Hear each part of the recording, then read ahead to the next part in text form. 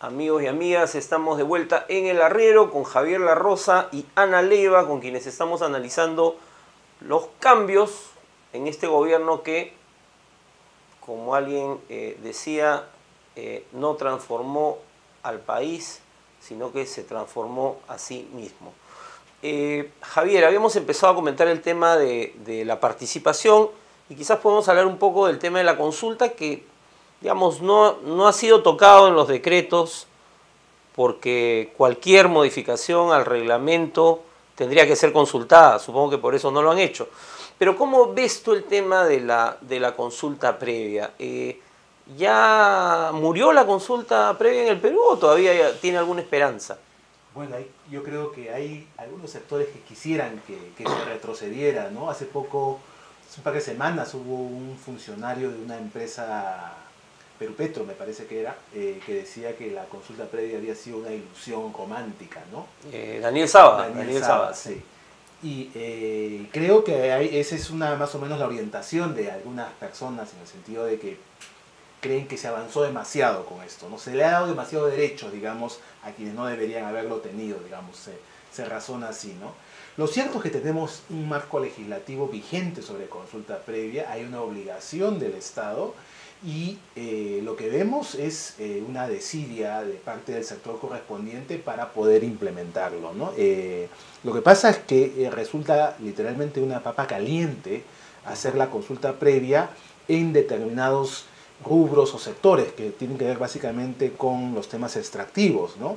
Se ha anunciado de que se está realizando una consulta previa en Loreto a propósito de la demarcación de un área de conservación con los pueblos, el pueblo Maicuna, que no son más de 500 personas, ¿ya? Y donde todo está de algún modo más o menos consensuado. Eso es una consulta que no va a generar ningún conflicto. No hay conflicto y me imagino que van a intentar plantearlo como un modelo. Bueno, pero en general donde se espera que se haga son en zonas, en otros lugares, por ejemplo, esto que se había anunciado también en Loreto, en el lote 192. Que es una consulta que se anunció con bombos y platillos, se instaló una comisión multisectorial. Y que no han podido seguir avanzando porque los pueblos allí convocados han dicho, un momentito, nosotros estamos dispuestos a hacer el proceso de consulta, pero antes tienen que resolver algunos asuntos previos, que es básicamente el tema de remediación de pasivos ambientales,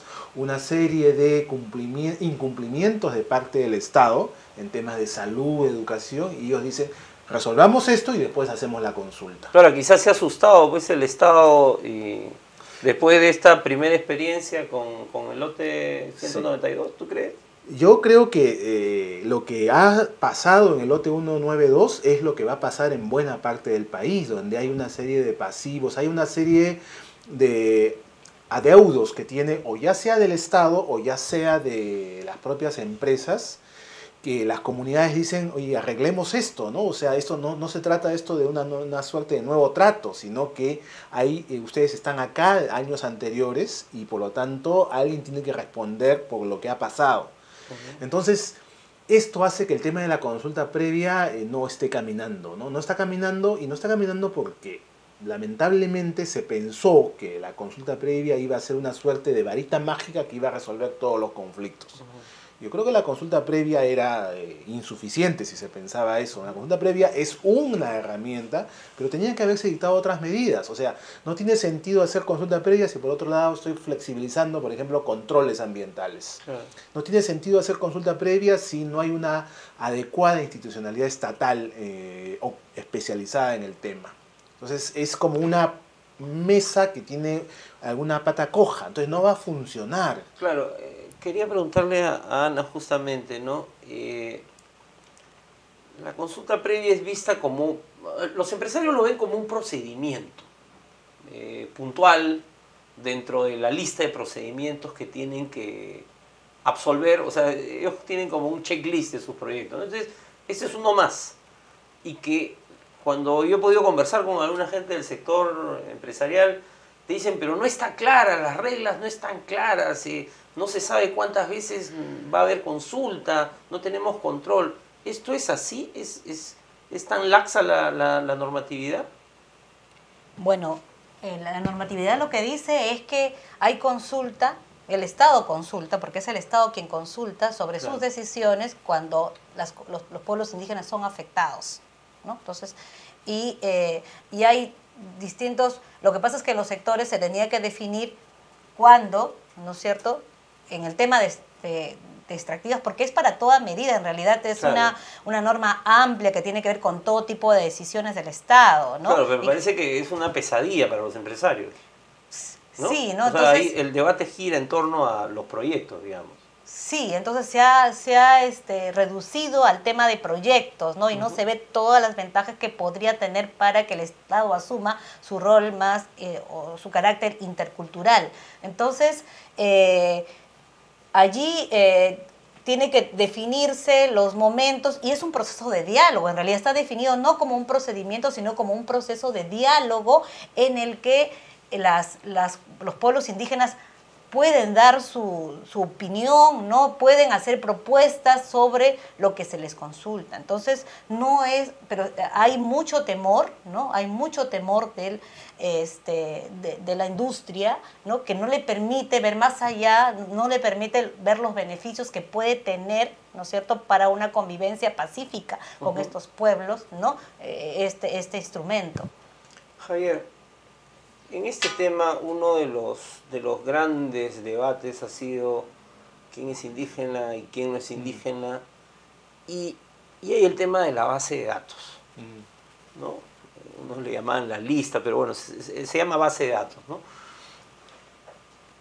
La base de datos no está planteada como un documento público, no debería ser de conocimiento de todos, porque se ha dicho que no se va a Sí, difundir, ¿no? ahí hay una omisión estatal, ¿no? Porque cuando se dio el reglamento de la ley de consulta, decía este reglamento que se iba a aprobar una base de datos que se iba a publicar en un plazo, en ese momento se dijo 90 días. Eso no se ha cumplido. Y el anuncio del ministro de Cultura en el sentido de que no se va a publicar. Ahí están incumpliendo un deber estatal, por el cual, por cierto, incurren en responsabilidad, ahora que hemos estado hablando del tema, ¿no? Pero más allá de eso, lo cierto es que sobre esto se han planteado las cosas de un modo tal como si fuese un tema disyuntivo, o es o no es indígena. Y creo que el tema va más allá de eso. En un país donde durante años el tema indígena estuvo invisibilizado, donde se maltrataba a los indígenas, sobre todo de zonas andinas, que tenían que negar su condición de tales, uno no puede plantear de la noche a la mañana, ahora di si eres indígena o no eres indígena. Hacer esa pregunta ya tiene más o menos una respuesta, es una pregunta dirigida, ¿no? Y creo yo que el Estado incurrió en ese error, ¿no?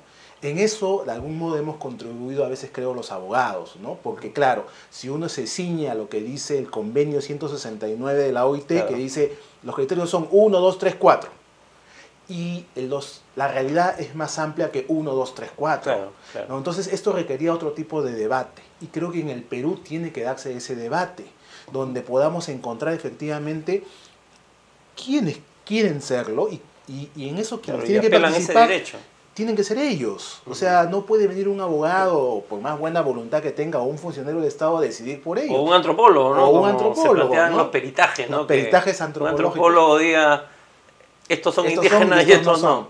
Creo que sí, para ser coherentes con lo que decía Ana de un Estado intercultural, eso pasa porque ellos hablen, ellos sean los que digan, sí, pues nos parece que sí, ¿por qué no? Porque sí, ¿no? Ahora, no hay manera, se puede no publicar la base de datos, pero por ejemplo, no hay manera de tocar el reglamento sin que haya una consulta a las organizaciones indígenas. Claro, o sea, el reglamento es claramente sobre consulta previa que se hace con pueblos indígenas. Si, siendo estrictos, según la ley, tendría que consultárseles a ellos. O sea, se violaría la ley si se hace una modificación así por así, ¿no? Hay un último tema, se nos está yendo el tiempo, pero hay un último tema que he tratado ya en este programa con Javier Lizarzagur, un periodista que tiene esta iniciativa de Lima Milenaria, pero aprovechando que Ana justamente ha publicado un informe en Noticias Ser sobre los decretos y sobre el 054, quería pedirte tu opinión sobre el tema de el procedimiento de obtención del CIRA, del Certificado de Inexistencia de Restos Arqueológicos. tú como abogada, porque yo tenía un periodista acá, también ha venido un experto en patrimonio, pero el Estado puede cambiar los procedimientos y, no sé, algo así como le importa muy poco o importarle muy poco lo que pasa con el patrimonio arqueológico. ¿Cuál es tu opinión, digamos, ¿no? Aparte del análisis legal? Sí, a mí me parece que no, ¿no? Yo creo que hay un marco que se tiene que respetar y el patrimonio, hay límites para el actuar del Estado, ¿no? Entonces, pero aquí se está haciendo tabla rasa. Entonces, al decir que si en 20 días no se ha expedido el certificado por parte de la autoridad luego de solicitado, se tiene por aprobado y se extiende el certificado, ¿no? Se sanciona al Estado, ¿no? Por no actuar rápidamente, ¿no? Pero lo que se está haciendo es poner en riesgo, ¿no es cierto?, lo que es el patrimonio, ¿no? Pero yo me pregunto, si yo soy funcionario del Ministerio de Cultura, digamos, ¿no? Y entonces me llega el expediente de una obra, no sé, el gasoducto o una obra potable o lo que fuere, en una comunidad de la sierra de Ancash, ¿no? ¿Cómo hago? ¿Qué? ¿Reviso qué? ¿Hay alguna base de datos, hablando de bases, hay algún catastro de restos arqueológicos donde yo pueda ir y decir acá sí hay algo? No, no lo hay. Por eso es que es una irresponsabilidad, porque si el Perú tuviera información producida, hubiera ubicado, ¿no? Los restos arqueológicos, ¿no? Estuvieran ya identificados o se hubiera avanzado en los planes de ordenamiento para identificar esos restos arqueológicos, saber dónde están, entonces sería mucho más fácil. Irías a una base de datos y podrías extender con rapidez. Pero si el Estado no invierte en investigación, no invierte, ¿no?, en estudios, entonces no produce la información necesaria. Entonces, que vayan y soliciten a una autoridad para, o sea, en un tiempo muy corto, claro, es una irresponsabilidad. Porque, claro, ¿en qué sostengo, o sea, en qué sostiene la opinión el funcionario, no? Claro, o sea, se le da muy pocos recursos y se le da poco tiempo para producir la información, porque claro, si no existe, yo la tengo que producir, pero no tengo tiempo, solamente el trasladarme, el llegar allí, claro, ¿no?, ya se llevó todo el tiempo. Entonces, en realidad es hacer que salgan los certificados, porque igual, si no los emiten, se dan por aprobados, se dan por extendidos. Entonces, quien está perdiendo es el país, ¿no? Es el país, porque finalmente lo que se está poniendo en riesgo es el patrimonio que tenemos, que es tan importante en un país como el nuestro, ¿no?, donde es una riqueza, y tenemos la suerte de tener un pasado milenario. Bueno, quiero hacerles una última pregunta, vamos a robar 30 segundos más. ¿Hay alguna iniciativa de organizaciones como ustedes, del IDL, FEPAS, en fin, organizaciones que trabajan este tema? Frente a estos decretos, ¿se va a tomar algunas medidas que se puedan hacer? ¿Qué cosas están pensando? Bueno, yo creo que tenemos que activar algunos mecanismos para contrarrestar toda esta gran campaña gubernamental y de empresas para flexibilizar los controles, para afectar derechos, ¿no? Y en eso creo que, sobre todo, hay que promover que sean las propias organizaciones interesadas quienes planteen, hagan las protestas o las medidas legales de ser necesarias, ¿no? Creo que esa es la manera como va a tener que funcionar esto, ¿no? Mira, en estos días se ha cumplido los 5 años de Bagua, de los sucesos de Bagua, y parece que no se aprende la lección, en el sentido que lo que dio pie a los sucesos de Bagua fueron justamente este atropello estatal. Que un cambio normativo, ¿no? Igualito. ¿No? Entonces yo creo que están de algún modo llevando las cosas hacia ese lado. Yo no estoy alentando a que hayan esos sucesos violentos, pero miren, esto se parece mucho. Ana, ¿alguna iniciativa que nosotros hemos estado conversando y vemos que es necesario informar a la opinión pública, y por eso agradecemos la oportunidad que nos das, porque es necesario que la gente sepa en qué consisten estas medidas que se han adoptado, los cambios, la trascendencia de los cambios que se han operado, y nosotros lo que queremos es promover una campaña por inversiones responsables, sostenibles. Entonces, en eso estamos, ¿no? Que tengan estándares ambientales y sociales, y uno de ellos la consulta previa.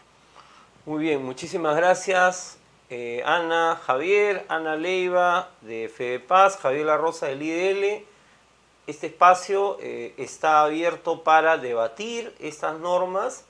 Es probable que tengamos, espero que en mi programa, pero si no, igual en La Mula, una entrevista con el viceministro Rafael Barón del sector cultura para que nos explique la posición del ministerio, porque hasta ahora no la conocemos en realidad. Y también vamos a invitar muy pronto, espero, al ministro del Ambiente, Manuel Pulgar Vidal, que ha estado en este programa 3 veces, así que una cuarta vez no creo que le haga daño al ministro, para debatir sobre estos temas. Acá estamos muy preocupados en el arriero, en La Mula, sobre estas normas y los impactos que estas pueden tener en el medio ambiente, en el Estado de Derecho, en el patrimonio arqueológico y en la vida de todos y todas. Amigos, amigos y amigas, esto ha sido El Arriero y nos vemos la próxima semana con otra entrevista sobre temas de conflictos, política, actualidad y muchos libros. Hasta luego.